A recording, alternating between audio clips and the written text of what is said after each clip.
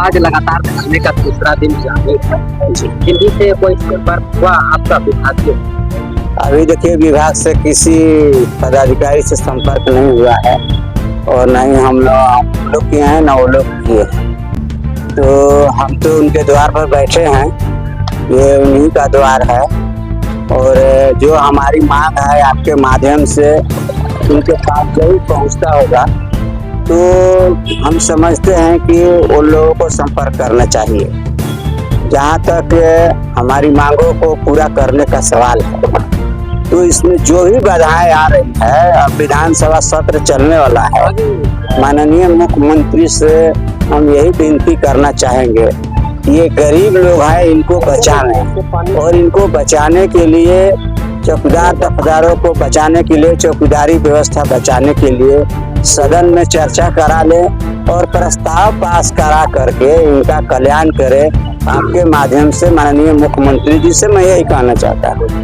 और मांग हमारी पुरानी है, माननीय श्री आलमगीर आलम जी से, जो विभागीय प्रभारी मंत्री थे, उन्होंने हम लोगों को आश्वस्त किया था कि हम लोग इसमें मजबूती से काम कर रहे हैं, लेकिन कुछ हुआ नहीं अभी तक और उल्टा काम शुरू हो गया। तो उल्टा काम शुरू हो गया तो पता ना इनको जानकारी है कि नहीं है, लेकिन आपके माध्यम से चौकीदारी व्यवस्था को समाप्त करने के लिए जो लोग गड़बड़ी कर रहे हैं, हम माननीय मुख्यमंत्री तक पहुंचाने का प्रयास कर रहे हैं और उनको संज्ञान में यदि ये मामला आया है और वो नहीं करेंगे तो गरीबों के साथ बहुत अन्याय हो जाएगा। पिछली सरकार में हम बहुत लड़े थे।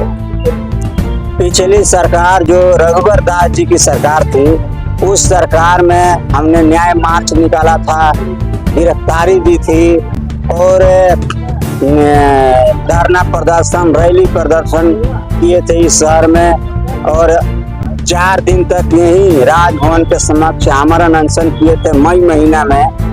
तो ये सो मोटो नहीं रह गया है। सड़क पर हमारी लड़ाई चौकीदारी व्यवस्था बचाने के लिए जारी है और ये तब तक हमारा संघर्ष जारी रहेगा जब तक चौकीदार दफ्तरों के साथ न्याय नहीं हो जाता। तो हम उम्मीद रखते हैं माननीय मुख्यमंत्री जी से, इसलिए उम्मीद रखते हैं कि जिनके लिए ये लोग लड़ते हैं, जिनके कल्याण के लिए ये योजनाएं बनाते हैं, गरीबों के लिए, आदिवासियों के लिए, मूल निवासियों के लिए, तो चौकीदार दफ्तर सब वही हैं। इनके साथ अन्याय हो रहा है तो इसको ठीक करें और सदन से, विधानसभा से प्रस्ताव अगर पास कराना है तो उसको पास करा करके इनके साथ न्याय करें। और जो भी हमारे खिलाफ में माननीय न्यायालय का उल्टा आदेश है उसको ठीक करने के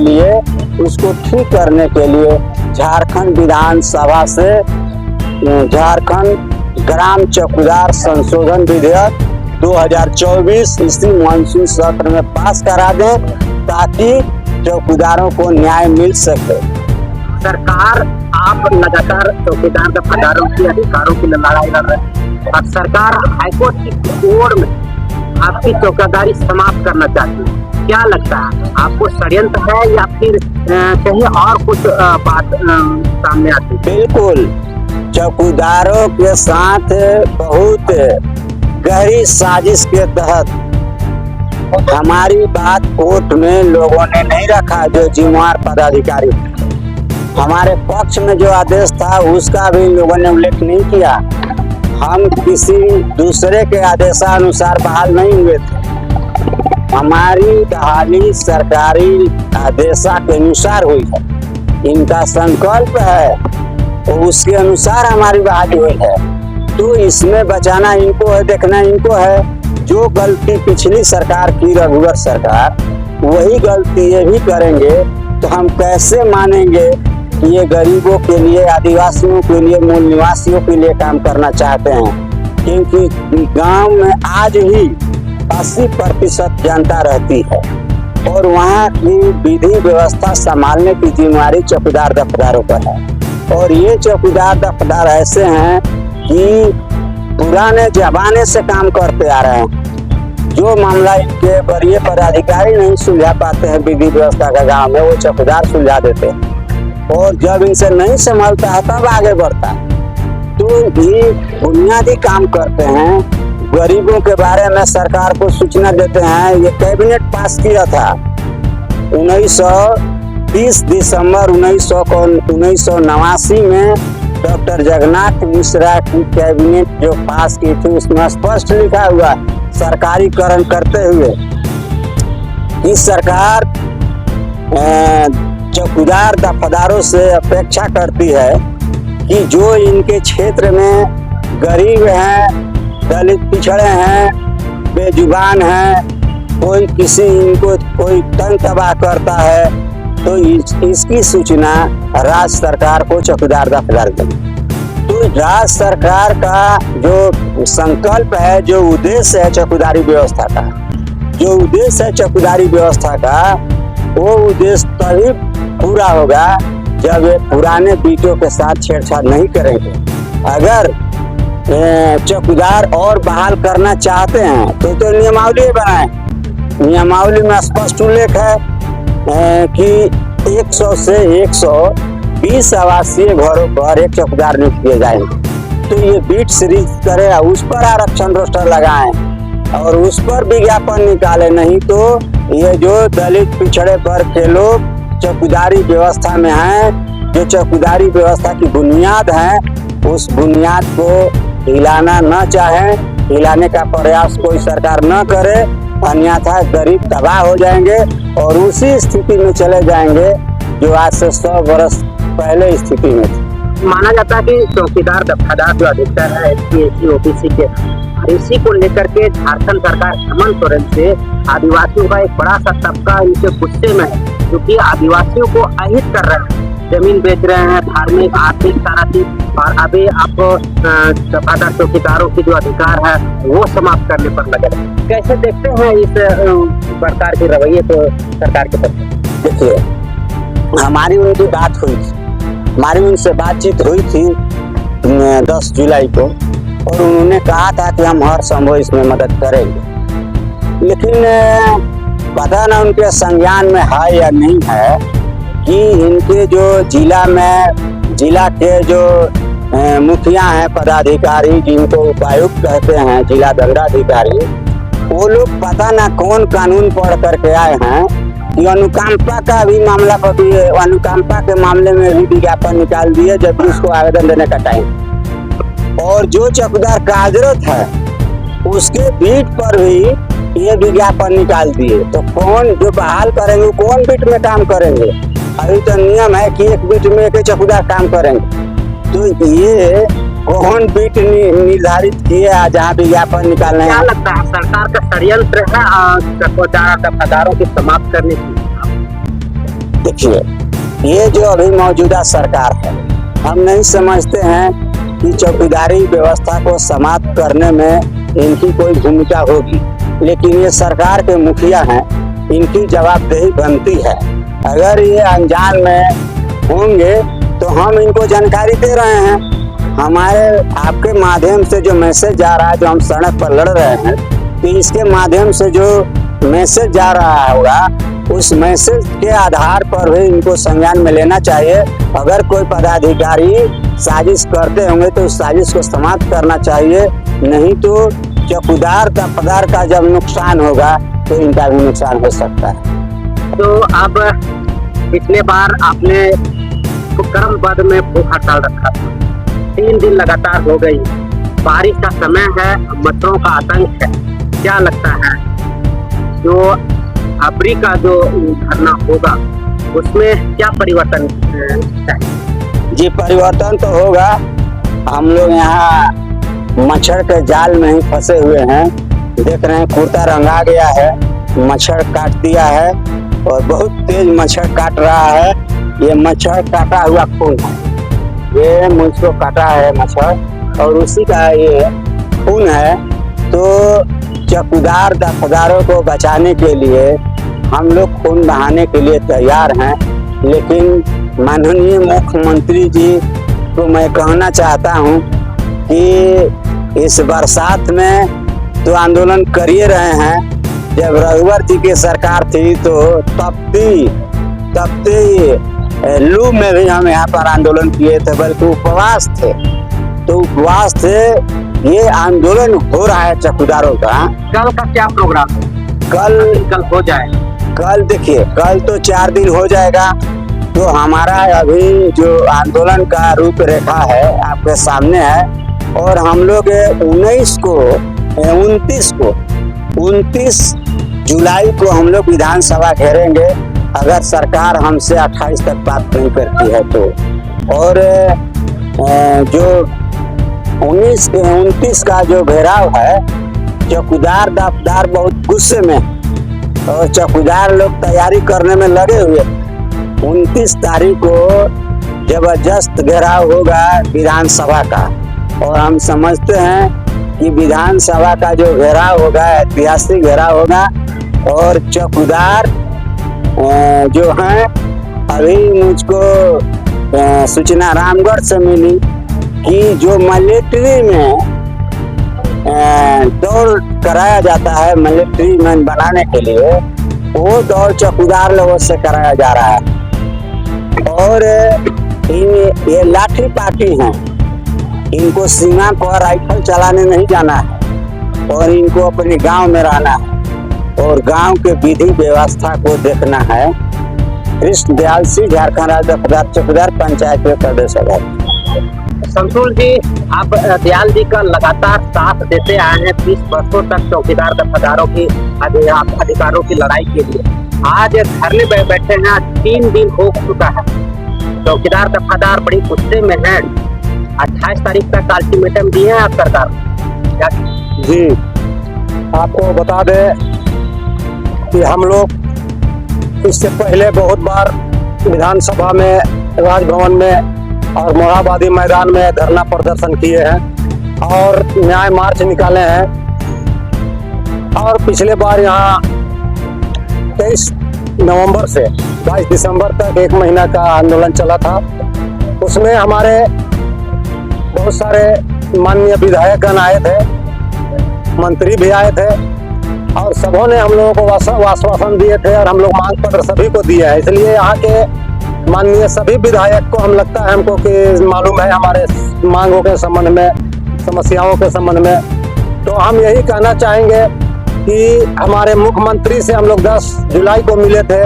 उससे पहले कई बार हम लोगों ने हमारे नेताजी कृष्ण दयाल सिंह के माध्यम से प्रतिनिधि मंडल मिला है, और उन्होंने हम लोगों को आश्वासन, लेकिन अभी तक कोई भी सूचना सरकार की ओर से हम लोग को नहीं मिला कि क्या काम हो रहा है। बोला तो यही जाता है कि आप लोगों का काम में हम लोग लगे हुए हैं, काम हो रहा है, आप लोग का काम करेंगे, लेकिन पता नहीं कैसे कर रहे हैं कि कोई पता नहीं चलता है। हम लोग को मजबूर होकर के इस बार फिर आंदोलन में, धरना प्रदर्शन में इस बरसात में आना पड़ा है। देखिए अभी बारिश हो रही है, और सभी लोग यहाँ पाल में चू रहा है, इसमें बैठे हुए हैं। हम मुख्यमंत्री जी से कहना चाहेंगे कि हम लोग कोई अवैध मांग नहीं कर रहे हैं, कोई नया मांग नहीं कर रहे हैं। हमारी पुरानी मांग है कि 1990 से जो चौकीदार बहाल हुए थे, उसमें सरकार का जो आदेश है, 1/1/1990 के बाद जो भी चौकीदार रिटायर करेंगे उनको क्षतिपूर्ति के आधार पर एक मौका दिया गया है।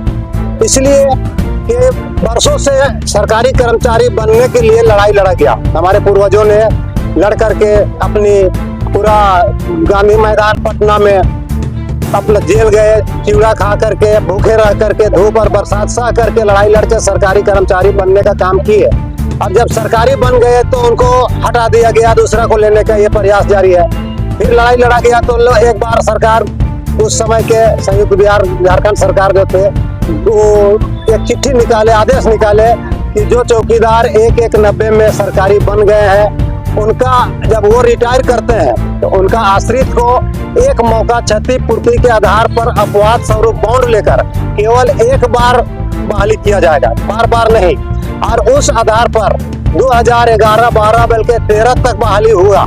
लेकिन हाई कोर्ट का जो आदेश कुछ निकला, कोई 2 चौकीदार कोर्ट में गए, मान लीजिए 2 चौकीदार 2 भाई में लड़ाई करके कोर्ट गए, तो 2 चौकीदार के बारे में न्यायालय को फैसला देना चाहिए था, लेकिन उसको एक मुद्दा बना करके पूरे झारखंड के चौकीदारों में लागू कर दिया और बोला गया न्यायालय के द्वारा कि चौकीदारों का ये वंश के आधार पर बहाली अवैध है।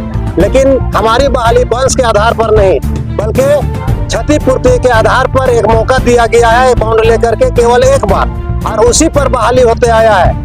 न्यायालय में सरकार से जवाब मांगा गया था, पूछा गया था, लेकिन उस वक्त के सरकार न्यायालय में मजबूती से चौकीदारों का पक्ष नहीं रखा। जो हमारा फैसला था, डबल बेंच का आदेश था, उसको नहीं रखा गया, और सरकार का जो चिट्ठी था आदेश कि 1/1/90 के बाद क्षतिपूर्ति के आधार पर इनको बहाली किया जा रहा है, वंश के आधार पर नहीं, इसको रखना चाहिए था, इसको नहीं रखा गया। यही कारण है कि न्यायालय जो हम लोगों के खिलाफ गलत फैसला दिए हैं उसको ये कोर्ट में, उसी के वोट में ये लोग माने चौकीदारों के ऊपर विज्ञापन निकाल कर बहाली कर रहे हैं, जो बिल्कुल हम लोग के साथ न्याय नहीं हो रहा है, गलत हो रहा है। हम आपके चैनल के माध्यम से माननीय मुख्यमंत्री हेमंत दादा से हाथ जोड़ के विनती करते हैं कि आप चौकीदारों का काम को ठीक से देखिए और इनको न्याय दिलाने का काम कीजिए, और जो नियम पूर्व प्रक्रिया के तहत बहाली हो रही थी उसी आधार पर बहाली कीजिए।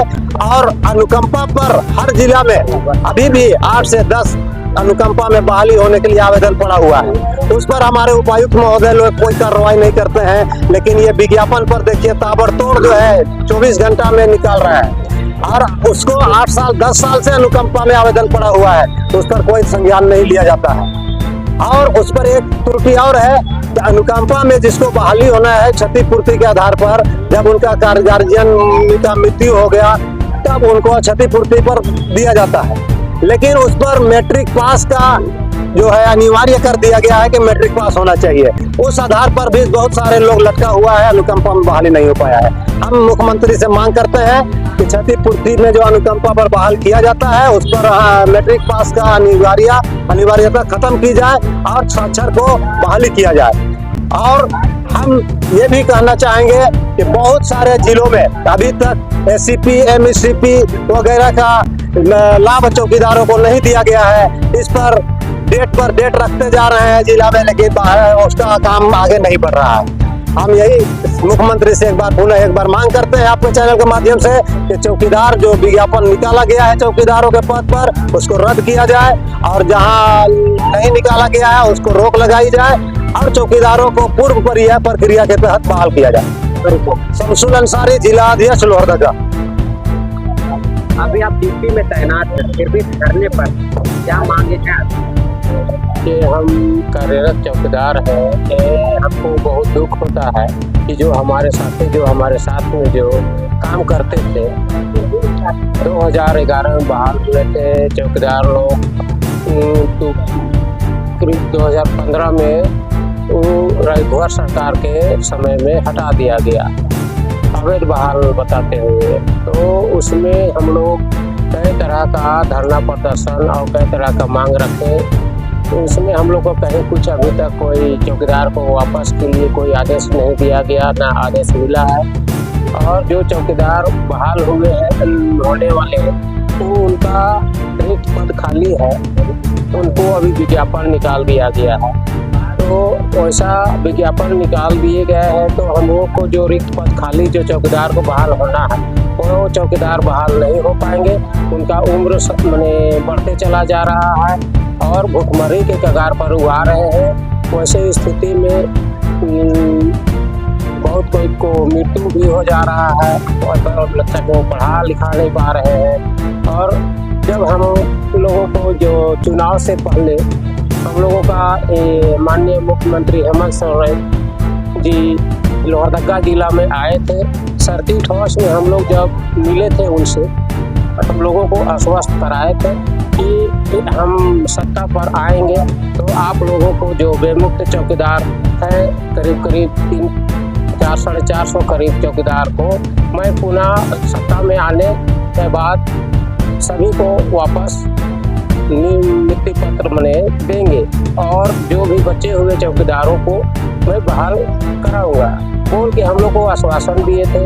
हम लोग उस आश्वासन से खुले नहीं समाया कि अब हम लोगों को झारखंड के सरकार आए हैं और हम लोग गांव घर पहाड़ क्षेत्र जंगल के रहने वाले हैं, तो उम्मीद आशा लगाए हुए आज करीब चुनाव करीब है और लगातार आश्वासन पर आश्वासन मिलते आ रहा है। एक तरफ आश्वासन देते हैं, दूसरी तरफ विज्ञापन निकालते हैं, तो ये हमारा माने गड़बड़ी लग रहा है कि सरकार क्या सोचती है और क्या बोलती है। चौकीदार को बुड़बक बनाने के काम कर रहे हैं और हम यही उनको याद दिलाना चाहेंगे कि जो चुनाव से पहले जो उन्होंने वादा किए थे वो वादा को पूरा करें और जो रिक्त पद पर जो विज्ञापन निकाला हुआ है 24 जिला में वो रिक्त पद पर भरे और नया बीट सृजित करके वो अनुकंपा का ये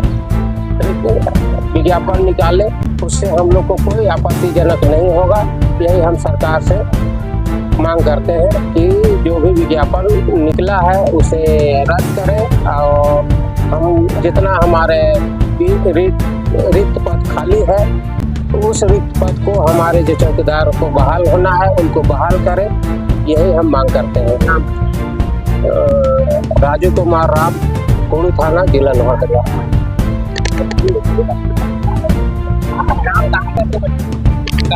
आप अभी क्या कर रहे हैं? अभी तो सर बेरोजगार है। चौकीदार में हम 2011 में बहाल हुए थे और 16 में हम लोग को हटा दिया गया। इतने कम समय में हटा दिया? हाँ, बर्खास्त कर दिया। अच्छा, तो अभी बेरोजगार है? अभी बेरोजगार है। क्या चाहते हैं सरकार से? सरकार से यही चाहते हैं कि हम लोग जहाँ नियुक्त थे उस जगह पर हम लोग को पदस्थापित कर दिया जाए, तभी हम लोग का भरण पोषण चलेगा, बाल बच्चों का भविष्य आगे बढ़ेगा। तो अभी आप जब नौकरी में नहीं है ना, चौकीदार में है, तो घर कैसे चलता है? किसी प्रकार के चलता है, गरीबी झेलते हुए। कहीं ईटा पखल में भी जाते हैं काम करें, कुली मजदूरी में, वहाँ भी नहीं लगता है। तो चौकीदार है, कोई काम भी नहीं मिलता है। ये दिक्कत है, चौकीदार क्या नहीं काम देता? नहीं काम देता है। तो और आप क्या चाह रहे हैं? आप सरकार से क्या चाह रहे हैं? सरकार से हम लोग यही चाह रहे हैं जी। आपके जैसे और भी बहुत सारे लोग होंगे, हाँ, तो उनका भी कष्ट यही होगा। हाँ। आप क्या चाहते हैं सबों के लिए? अपने सबों के लिए यही चाहते हैं कि हम लोग जिस बीट पर काम करते थे उसी बीट पर हम लोग को सरकार पुनः योगदान करा करके हम लोग को भविष्य को संवार दें। और इससे क्या जगह है। मेरा नाम गोपाल पासवान, जैनपुर थाना, जिला पलामू। आप चौकीदार बनने के इंतजार में हैं, लेकिन बाकी लोग सब धरने पर बैठे हुए हैं। कैसे? हम लोग भी चौकीदार बनते बनते रुके हुए हैं। ज़्यादा दिन नहीं बचा हुआ था, हम लोग को ज्वाइनिंग लेटर खाली आने वाला था, हम लोग चौकीदार बन गए थे। उससे 1 महीना पहले इन लोग को जो है सो चिट्ठी आ गया कि जो चौकीदार 3-4 साल 5 साल काम किया है उसको बर्खास्त कर दिया गया। और हम लोग का जो है सो 1/1/1990 के अनुसार में, बॉन्ड अनुसार में एक आशा लगा के हम लोग बैठे हुए थे सर। जब हम लोग पिताजी सर्विस से रिटायर होने वाला था, उनसे 5 साल 10 साल पहले बोला गया था कि फलना को सुपुत्र इस ड्यूटी पर करेंगे। तो उस समस्या में हम लोग सोच रहे थे कि हम लोग को नौकरी तय। इस हिसाब से हम लोग ना ही कोई हुनर सीख पाए, ना ही कुछ है, हम लोग तय कर लेते कि चौकीदार में जाना है। इसलिए तय किए थे कि 1/1/1990 का बॉन्ड स्वरूप लेकर के जिस तरह बहाली हुआ, उस समय 70% की बहाली हो चुकी है अभी तक, और मात्र हम लोग 30% बचे हुए हैं। ऐसा अनुभव हम लोग के पास नहीं था कि सरकार इस तरह में 30% के साथ अन्याय करेगी। मैं सरकार से यही चाह रहे हैं कि पूर्व प्रक्रिया अनुसार में जो 30% हम लोग बचे हुए हैं और जो सेवा से बर्खास्त कर दिए हैं, हम लोग को सबों को एक बार साथ ले लें और हम लोग उनके साथ रहें।